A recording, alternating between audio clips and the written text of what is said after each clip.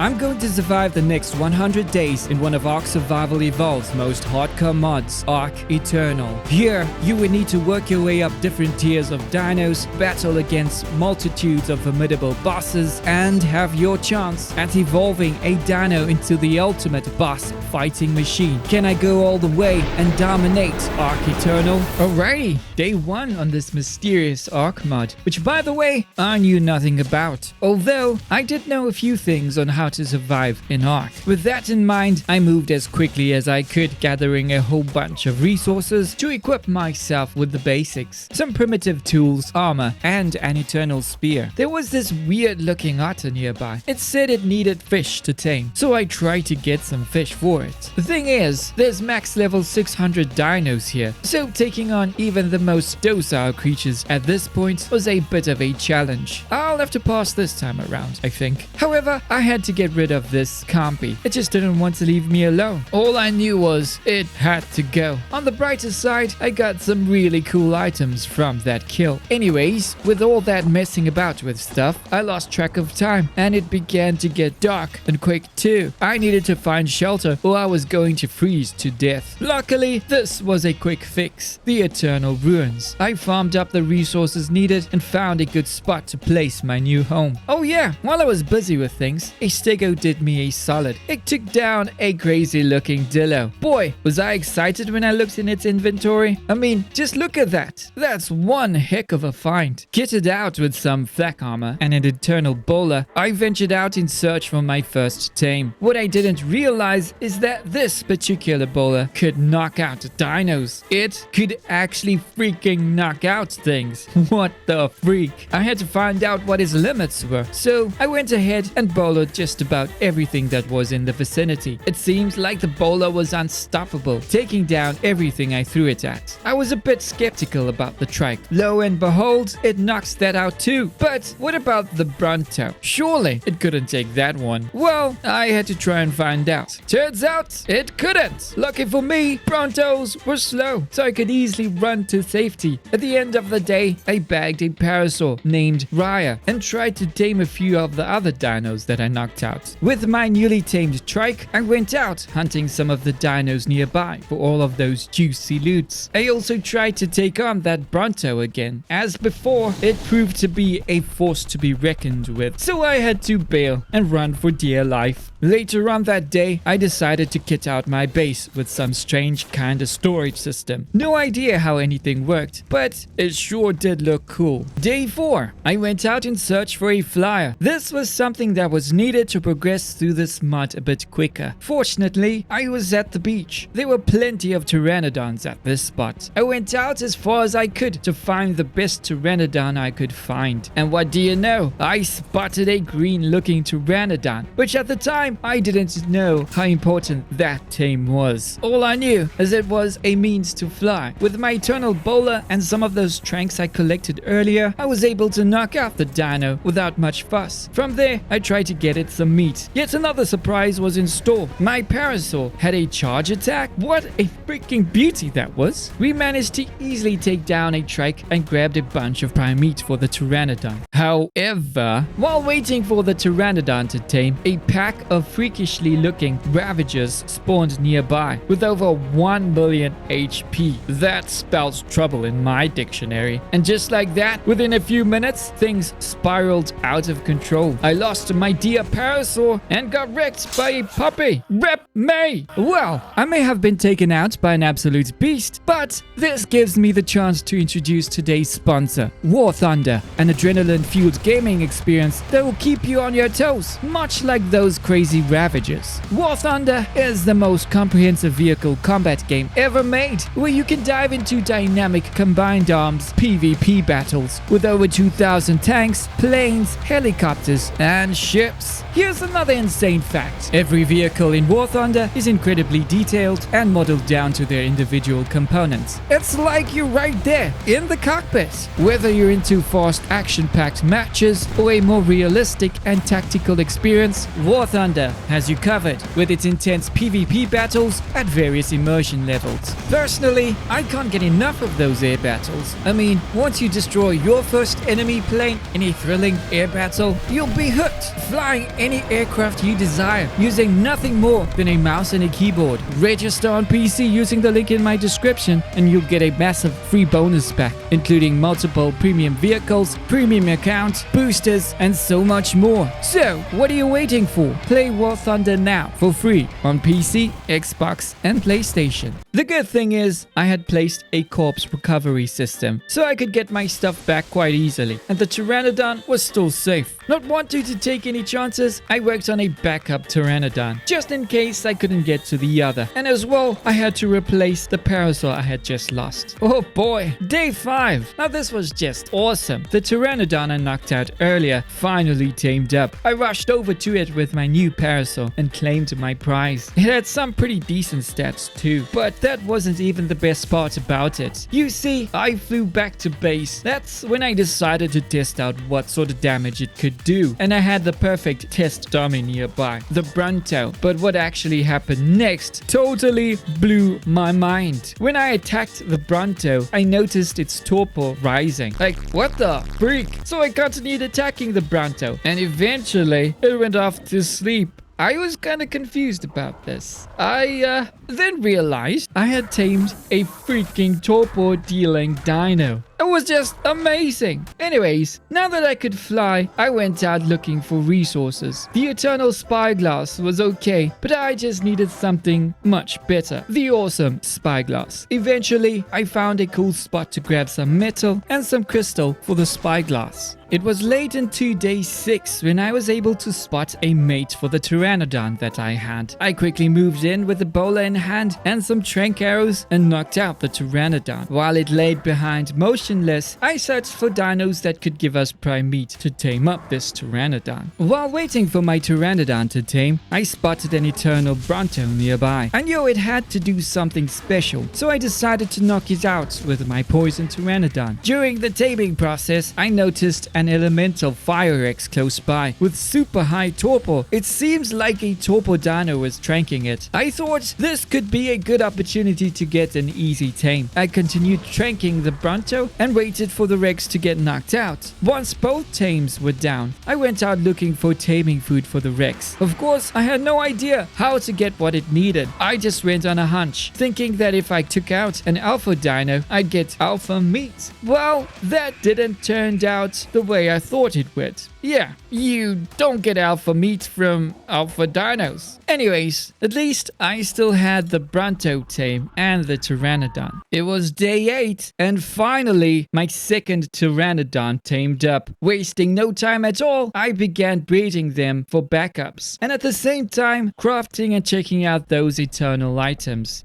Also, I was able to find out how to get that alpha meat. Yeah, I just needed to craft the eternal bench. So, I had a tip-off from Muffin Man. He suggested that I should tame an eternal Doedicurus. I was quite curious, naturally, and off I went for this mysterious tip-off. Not far from base, there was exactly the dino that was needed. With my poison Pteranodon, we easily knocked out the Doedicurus. This time, I was lucky as I had the taming food for the tame. Back at base, an eternal Spino spawned. Oh yeah, you bet. I went in for the tame as well, and KO'd the big gal. While waiting for the Spino to tame, I went ahead with testing out the special sickle that I had and tried to find out what was with this eternal Doedicurus. Oh man, surprisingly, both the sickle and the Doedicurus were out of this world. Both collected heaps and heaps of juicy resources. I mean, I was freaking sorted out. This was just so unbelievable. Resources for days, peeps. Day 10. There was this awesome crafting station offered by the Eternal mod. What it could do was actually seed just about any item, and you could actually grow that item in crop plots. Knowing what I knew, I set off to tame a Phiomia. Close by, they stood the Phiomia I needed. I acted fast and tamed the little porkster. It's when I took it back to base that I realized it was a complete waste of time. It didn't work as a normal Phiomia would. With that disbelieving truth, I turned my attention on my base, gathering resources in a somewhat weird way, and equipped my base with the necessary crafting stations, like the smithy, fabricator, some forges, and so on.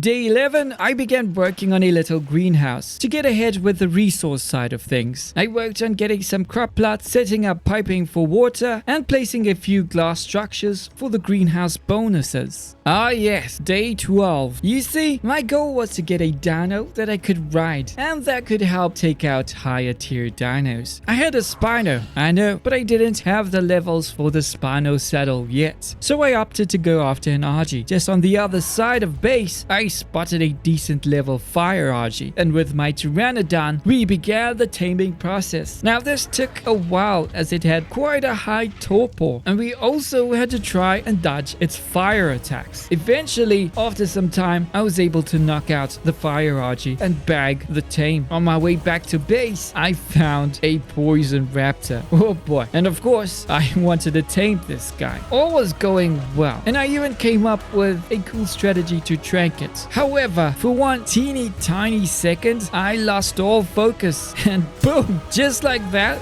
it was lights out, Kamz. In the early hours of day 13, I had decided to venture out and take a brief flight. It is at that moment when I spotted this magnificent creature, the elemental poison Pegasus. It had over 1 million HP, and its torpor wasn't that even high, making this creature highly desirable. So I tried to tame this beauty with my bowlers. Unfortunately, the Pegasus flight path proved to be more challenging to anticipate, and with all this commotion going on, I accidentally bowled my Pteranodon. What a scream. I refused to give up though, trying again and again.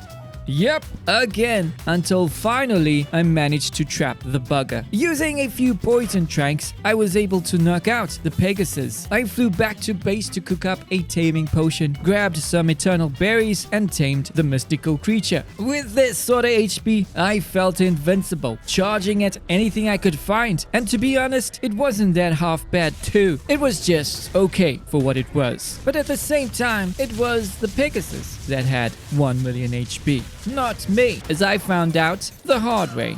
Rip!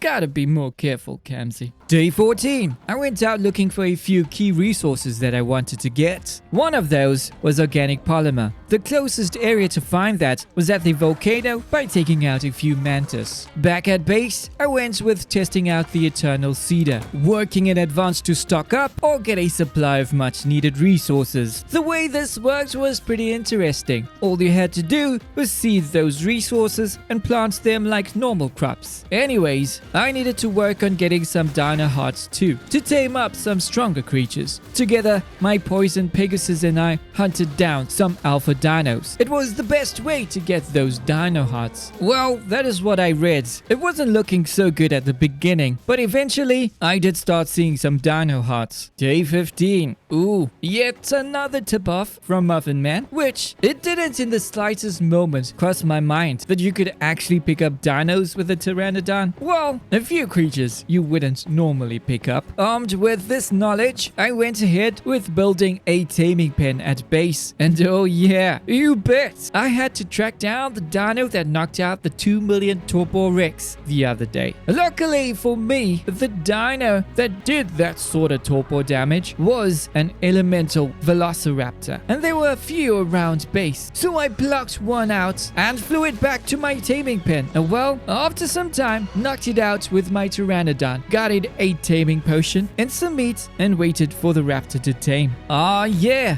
day 16. Now with my newly tamed lightning raptor, I could hunt down much larger and OP dinos. On my radar was a Fire X at the snow. It had 3 million worth of torpor, but it was no match for my Janet. Another thing, I wasn't sure if it was intended or not. It's just that no matter how hard the Rex tried, it just couldn't hurt us. Before you know it, the Rex was knocked out cold. I had to be cautious though, as there were a lot of crazy dinos in this area. I quickly gave the Rex its taming food and then waited for it to tame up. Oh man, day 17. My Rex finally tamed up. I was extremely excited about this. However, when I took it out for a spin, well, it was extremely disappointing. A meager damage of 4k.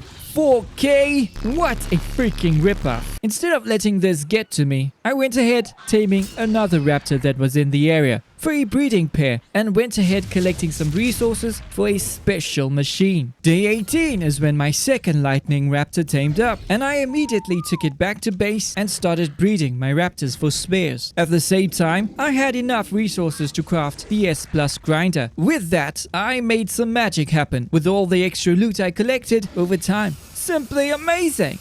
So, I was on my way back to the fire Rex that I'd seen got knocked out a while ago. Yeah, it finally woke up, and it was a perfect mate for my other Rex. I thought maybe by breeding them, it might make a difference, right? Whether or not it did, I just had to try. Thing is, as I was flying to the Rex, I spotted a max level lightning saber, and I knew this was something special. So I picked it up with my Pteranodon and took it over to my taming pen. From there, I flew back to the Fire Rex and proceeded to knock it out with my new Lightning Raptor. I managed to knock out the Rex without much of a fuss, got it some taming food and left it to tame. I then focused my attention on the saber that was in my taming pen, which I had to modify a bit with door frames for easy access, and started to trank the saber. Good news is that the taming pen worked. The trank bowler worked too, just my Lightning Raptor wasn't doing any torpor damage.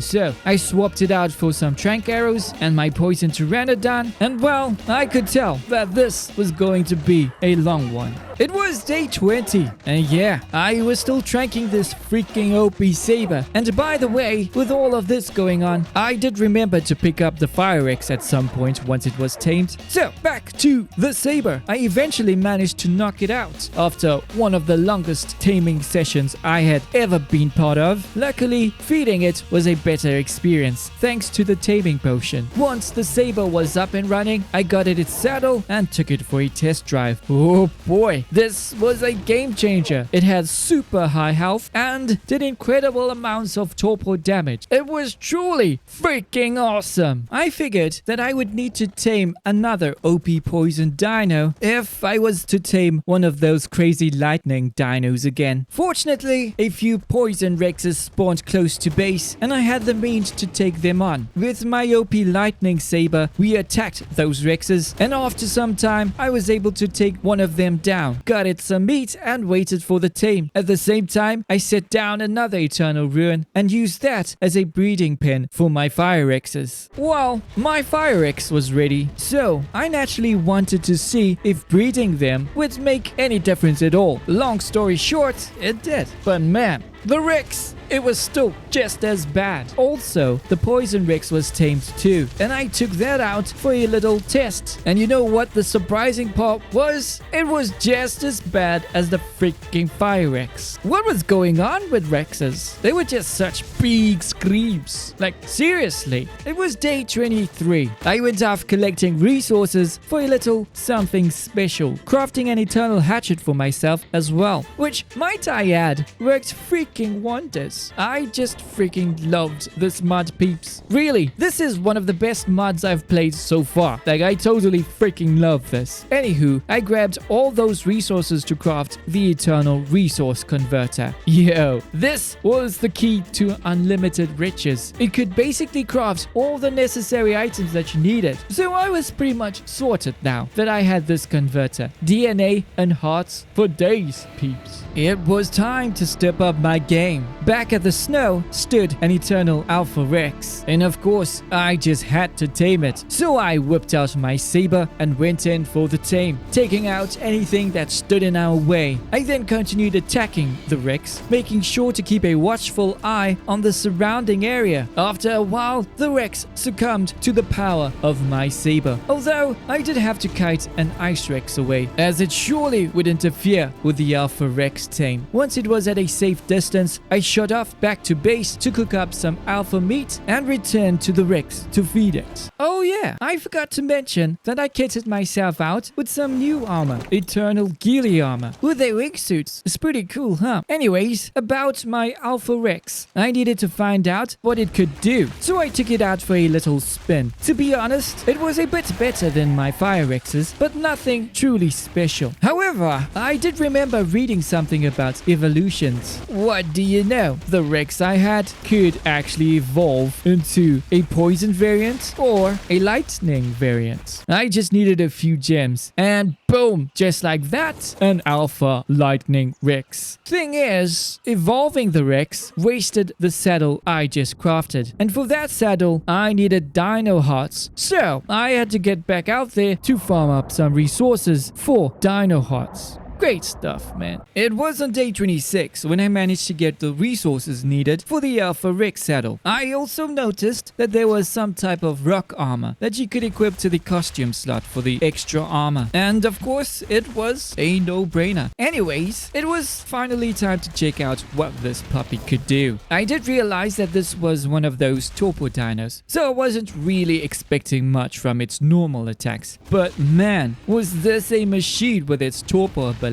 It could easily do 1 million torpor without working a sweat. It was decided then that I had to get an alpha poison variant. So I set my course to the redwoods in search for an alpha direbear. After clearing the area, I spotted my target and charged at it with my Rex, hoping to take this direbear down as quick as possible. You see, there were too many nasty dinos around, and they seemed to want in on the action too. Despite all the chaos, I stuck to the direbear like my life depended on it. I must say, I gave it my best shot, almost taking out everything in sight. Just, there was this crazy Dominus Ovis around that seemed to be a freaking beast, and it also did crazy amounts of damage to my little Fifi. I had to do something fast. I had to get to safety.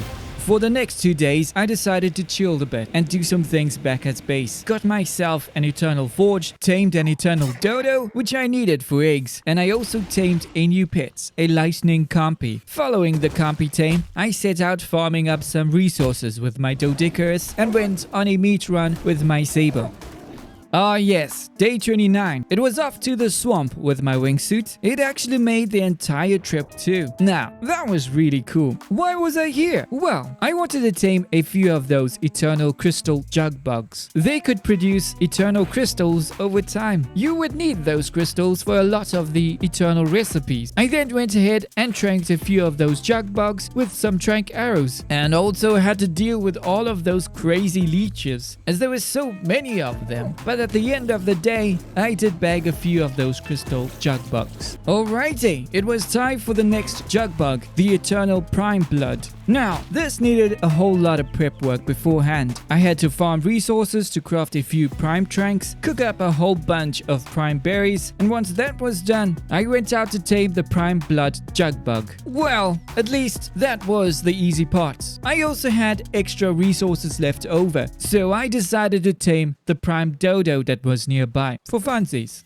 Over the next few days, I decided to work on building a base for myself and for my dinos. We couldn't just chill in those ruins forever. Well, as for this build, I had no freaking idea what I was doing. I guess it was some sort of mashup of all the other base builds that I tried. What I really wanted to achieve was to build a huge base that could fit most of my dinos I tamed. So of course, I went with behemoth-styled gates and took things from there. Honestly, I was just building and hoped it would turn out looking cool. Once it was all said and done, what do you know? It didn't turn out half bad. Yeah, it's not 100% done yet, but I did have an idea of how I wanted to finish this off. I just needed more time and more resources. Okie dokes, it was day 38, and now that I had somewhat of a base, the grueling task of moving was next in line, taking out everything from this small base, which by the way was a lot, and shipping them over to the new base. The problem was, now with all this new space, where was I to put all of my stuff? Yeah, I know, I got a little carried away with building. I was now invested in this base build and wanted it to look as best as it could, so I went ahead and added a new floor for all of my crafting stations. It looks pretty sweet too. It just needed a cool storage system. Luckily, I just figured how it works. Now that I had the base stuff out of the way, my plan was to tame a prime wyvern from the wyvern lair. I had also thought of a really cool idea to trap this thing. I just had to kite the wyvern to my taming pen, going in with my pteranodon and hoping for the best. When all of a sudden, out of nowhere, I was attacked from behind. It caught me off guard, but luckily the pteranodon was quick and helped me get out of danger. The wyvern was still around though, so I swapped my pteranodon for the Rex and took care of the situation. The thing is, after defeating the alpha wyvern, a prime diving wyvern spawned. And this, my friends, is really rare. I had to have it. And so, I did try to trap it in my taming pen, but the Dawn Rex and the Behemoth Gate had problems. So like, I was caught in the middle. Sadly. Anyways, I pressed done and returned to the taming pen, managing to get my Rex back and continued with the tame. I couldn't trap it as it was too small. However, I did come up with a plan. We just had to walk around in circles. Before you know it, the diving wyvern was knocked out and ready to be fed. I had a really awesome tame and it seemed to be pretty strong as well. So what do you think I would do with all this raw power? Why mess around with some of the resurrected, of course? I was quite lucky, to be honest. You see, after I defeated some of the lower leveled resurrected dinos, a freaking mystical rhino spawned in and instantly blocked me from flying. I was freaking out, hoping that I would stay alive because I didn't want to lose this new diving wyvern that I tamed. Luckily, this boss was passive and I eventually found a way out and got myself to safety. While out and about, I spotted those ravagers I'd seen at the beginning of this playthrough. Now the means to tame the Ravager, I thought I just had to have it. Oh, by the way, this diving wyvern could change to all 3 wyvern types with a click of a button. I also found out that the poison variant did more torpor damage, so I used that to attack the Ravager and knock it out, got it its taming food, and waited for the tame. With my awesome looking Ravager, we went out for a little spin. Turns out, this was quite a tame to have, doing a decent amount of damage, and it could even summon those puppies that took me out earlier. Although, I had another target in sight, that prime wyvern. This time, there was no stopping me. Together, my diving wyvern and I ventured into the wyvern lair in search for a prime dino. And after some time, I did spot one further in the lair. I knew I had to try to kite this wyvern to my taming pen. With some luck, we managed to do just that. From there, it was pretty much just me tranking the wyvern and taming it up. The whole idea of taming the prime wyvern was to evolve it into something much better. But first, I had to farm up some items, Indominus tokens to be precise. To get those, you had to take out Indominus dinos. So for the next 2 days, I went out hunting Indominus dinos for their tokens. Oh yeah, it was time to evolve my prime wyvern. Jeez, was this freaking out of this world? An unknown wyvern. It also did super high torpor damage, like really high torpor, and it was fast as ever, man. This wyvern was perfect for taming the wicked griffin that spawned while I was hunting down dinos previously. It made quick work of knocking down the griffin, and I bagged yet another rare creature. Let's go! Okay, so don't ask me how, but for some reason, I decided to destroy a robot trike. When that happened, this popped up, a robot griffin. Of course, I had to tame it, which I did using my unknown wyvern. And peeps, did this beauty pack a punch? It seemed to have some sort of inflamed ability that did most of the damage. I was quite impressed with it. I then ended off the day by spawning in the Evo Compy. Now this would eventually evolve to be one of the strongest dinos on this mod. So I was really excited about this one. The next few days, I messed around with spawning a whole lot of bacon overlords. I had read that a bacon griffin could spawn upon its death, and that griffin was an absolute beast. It was what I needed to take on some of the bosses. I tried time after time trying to get that griffin to spawn in. Nothing seemed to work. During this time, I had lost my robot griffin to a mystical armored giga. evolved my Evo copy to an Evo Raptor, also getting wrecked by a bacon metal monkey, which I later took my revenge on. And man, did my Ravager waste no time with chomping that thing. Eventually, the fun had to come to an end because after some time, I had spawned Bacon Overlord's daddy. I really wasn't ready for that. It had crazy stats, not something you'd want to mess around with. And also, I don't know if it was just me or what, but thank the Ark gods that the Bacon Armageddon was broken. I'm pretty sure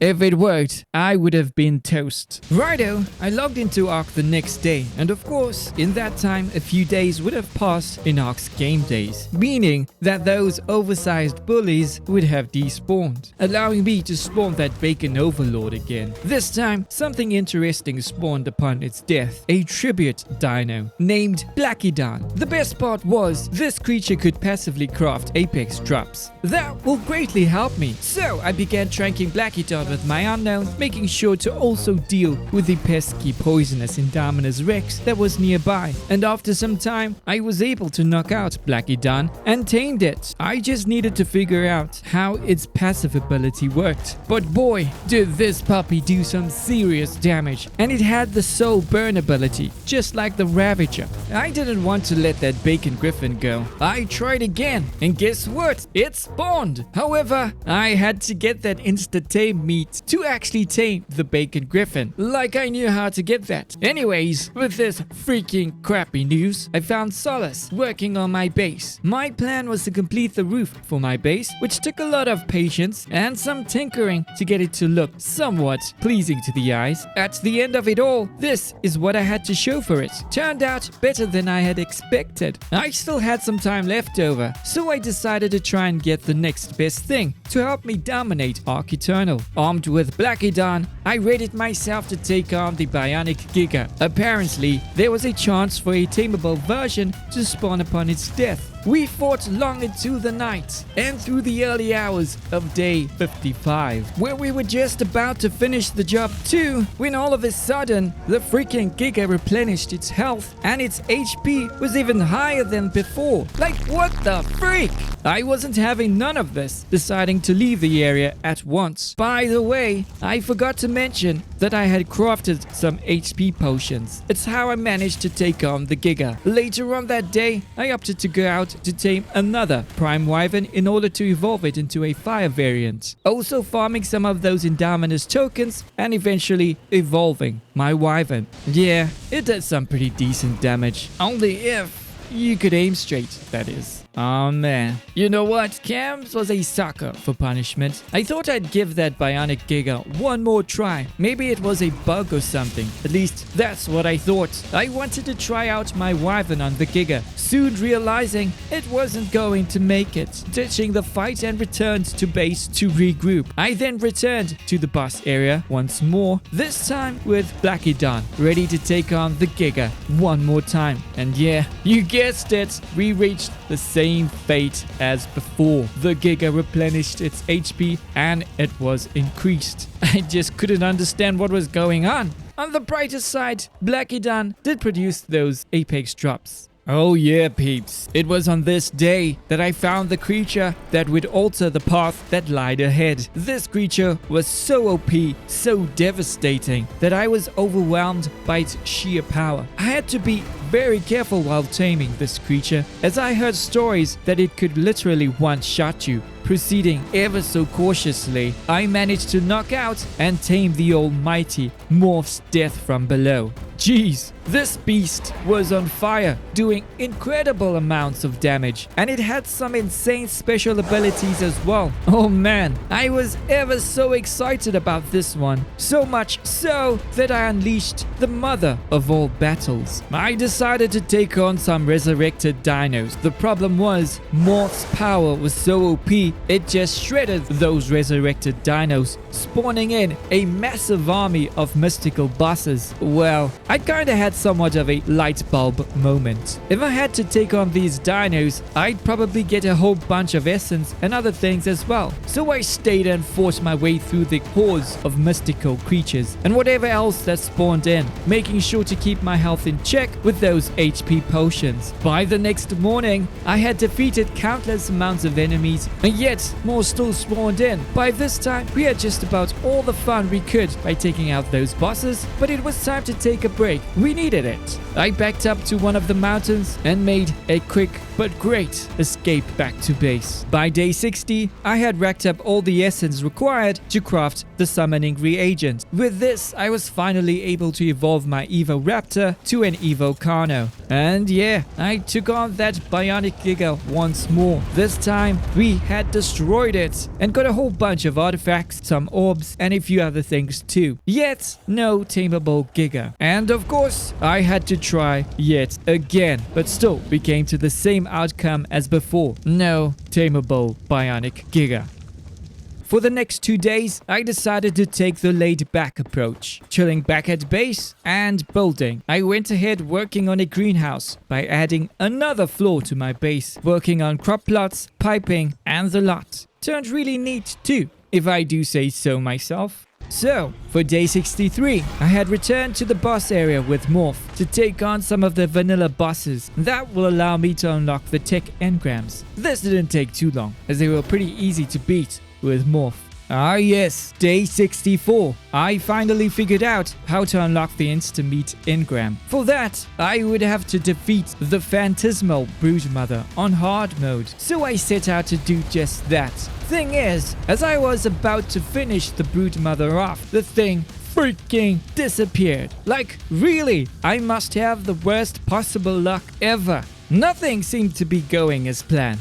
Oh well, moving on. I went around messing with those resurrected dinos again. Anyways, after taking out the mystical rhino, a bionic magmasaur spawned in. I had to find out what would happen upon its death. Luckily, Morph made quick work of the magmasaur, and I received some OP freaking tech armor, and also some other things as well, including elements. Really cool stuff. Day 66, I went ahead evolving my Carno into its next form, which was the Evo Allosaurus. Needing more elemental eggs, I decided to track down a few elemental dodos and tamed them. To finish things off, I headed to the depths of the ocean, farming fish primates to craft more of those dino hearts. Alrighty, having unlocked some tech engrams, I decided to craft a few of the basics, like the replicator, the tech Jenny, and checked out the tech cloner. I really wanted to clone Morph, just so that I had a backup in case something happened. Unfortunately, it required way too many shards that I just didn't have. So instead, I decided to go out and farm some mysticals by taking out the resurrected dinos. However, there was this darn dodo wyvern that kept taking me out again and again with its poison attack. Having enough of that, I eventually figured a way to counter it by crafting and equipping a tech helmet. When I had returned to the battlefield, I spotted the most beautiful thing ever.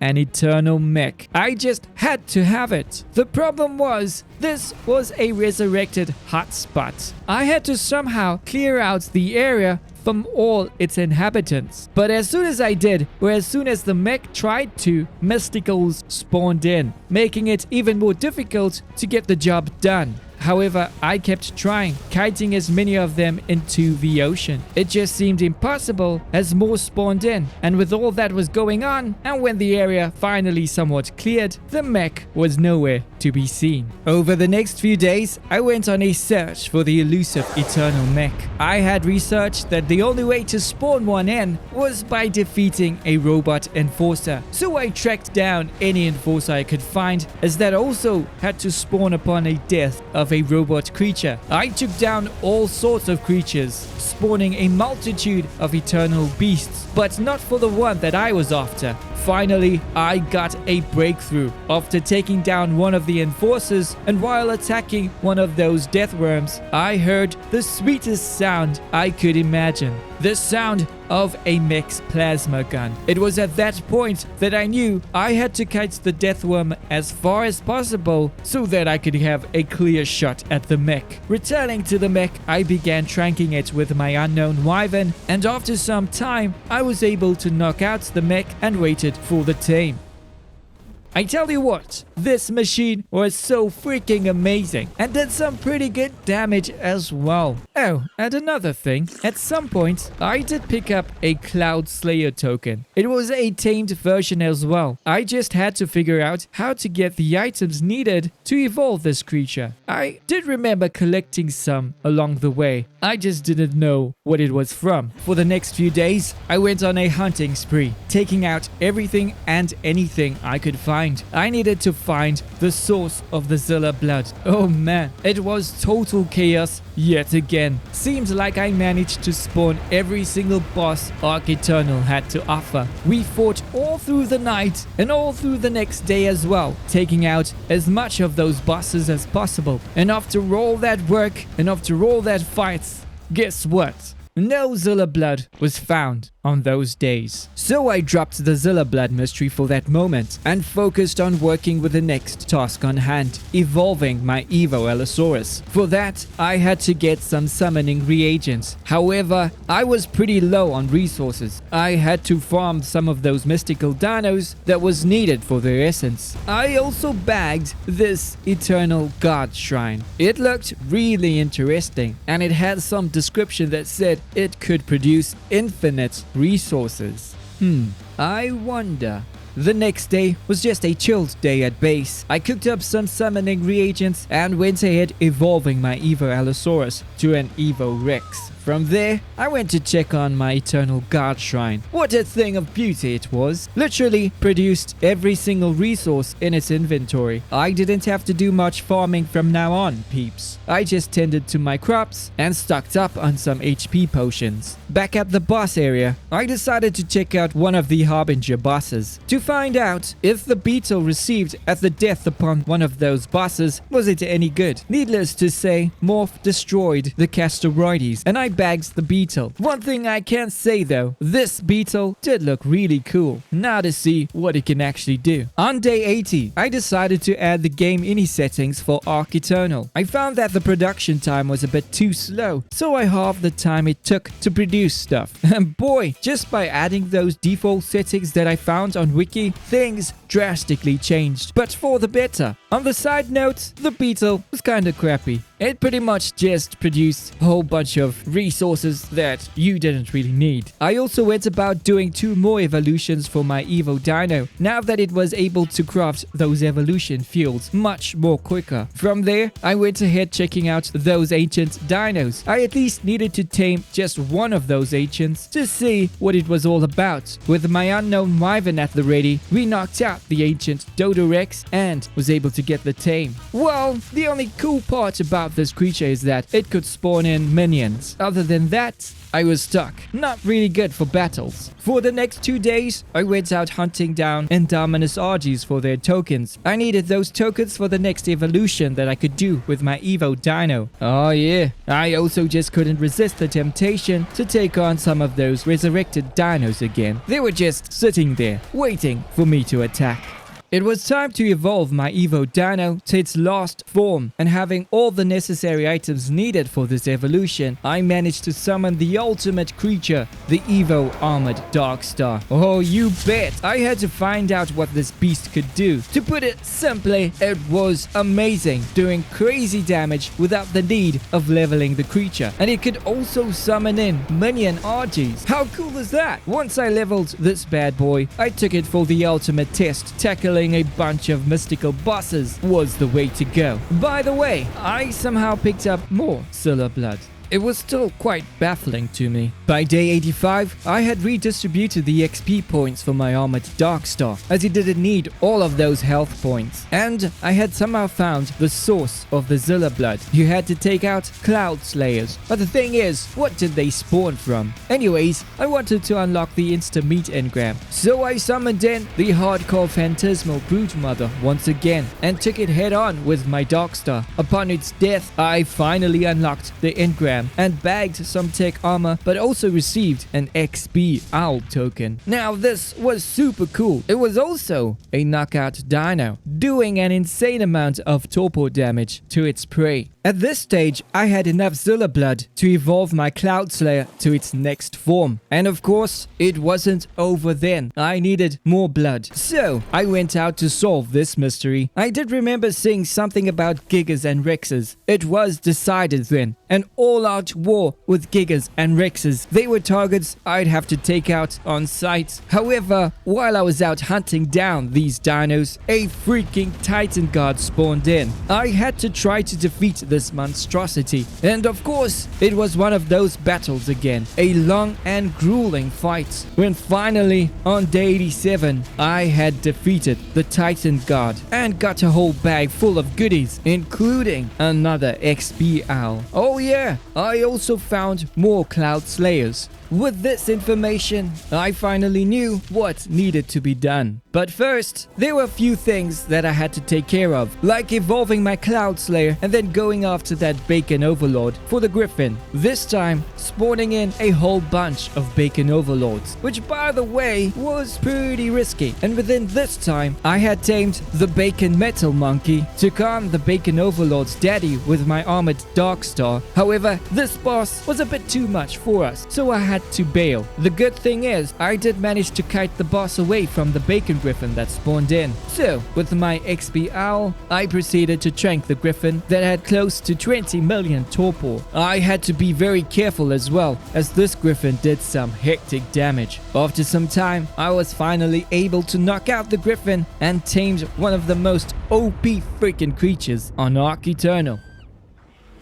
So, the next day, I went ahead cloning my Bacon Griffin and then used this special potion to change one of the Griffins to female. I wanted to try breeding them. Sadly, this didn't work out. Anywho, I continued searching for more Cloud Slayers over the next few days, taking out as many Gigas and Rexes that I could find. Finally, after all that farming, I had enough Zilla blood to evolve my Cloud Slayer into its final form, the Darkstar Cloud Slayer. And it did over 1 million damage thanks to the potion I had found, which instantly imprinted any dino I used it on. It was time to face off against Bacon Overlord's daddy again. I figured the best dino that I had to take on this boss was my Bacon Griffin, and also having found the potion to help strengthen the bond that I had with my Griffin made it a sweeter deal. This battle was simply insane. There was so much going on that my PC seemed like it was about to pop. Turns out, I had to turn off those floating numbers option, as that was doing most of the damage. But it also was a very risky move, as I couldn't see the damage that was being done to my Griffin. However, I did come up with a plan. I used my inventory to manage that part of the business. And finally, on day 95, we were victorious. We had managed to defeat Bacon Overlord's daddy. So, before taking on one of the final bosses, I had decided to check out some of the other lower tier ones, like the Ghost Saber, which instantly vaporized upon the flames of my Bacon Griffin. Then there was this Treasure Turkey that put up a bit of a fight at first. However, it couldn't keep that up forever and finally succumbed to the power of my Bacon Griffin. Then there was the Bacon Armageddon. I'm just so glad that this boss was broken, because you see, I eventually threw all of my most strongest dinos at it, and we barely even scratched its HP. It had 14 billion worth of health, and there was no way that I could take down this monster. With that impossible task behind me, I chose to sail off into the sunset with my new and awesome tech hover sail. Now this was the life. Alrighty folks, it was D-Day. Time to take on one of the God mode bosses. I opted to take on the Dark Hierophant, which was basically a super OP Dodo Reaper. Well, at least that's what I thought. This thing had some major knockback power. It flung my armored Darkstar across the field, and it was quite a distance too. By the time I got back to the Hierophant, guess what? It had freaking despawned. I couldn't afford for that to happen again, so I I spawned in the Resurrected God. Now this had over 1 billion HP. It was the perfect fight to end this playthrough. However, it did seem to have a health drain effect on me, and to counter that, I swapped out my tech armor for the mystical Eternal armor, and that surely did the trick. I then swapped out my armored Darkstar for my Bacon Griffin. It seemed that my armored Darkstar wasn't doing the damage that I needed it to do. I then turned my attention to the Resurrected God. Now this fight turned out to be the ultimate fight as it went on all through the night, slowly chipping away its HP. Finally, on day 100, it felt like I was getting somewhere. I took down the Resurrected God's HP down to 800. Just then, the unthinkable happened. The Resurrected God disappeared. After all that, it freaking disappeared. What? The actual freak. So, I couldn't end it there without taking out a god boss. Luckily, there was one more, the Bionic Magmasaur. Yeah, I just totally shredded this one. At least, this boss lived to see its death. Lol. A huge thanks to War Thunder for sponsoring this video. Download and play for free on PC, Xbox, and PlayStation.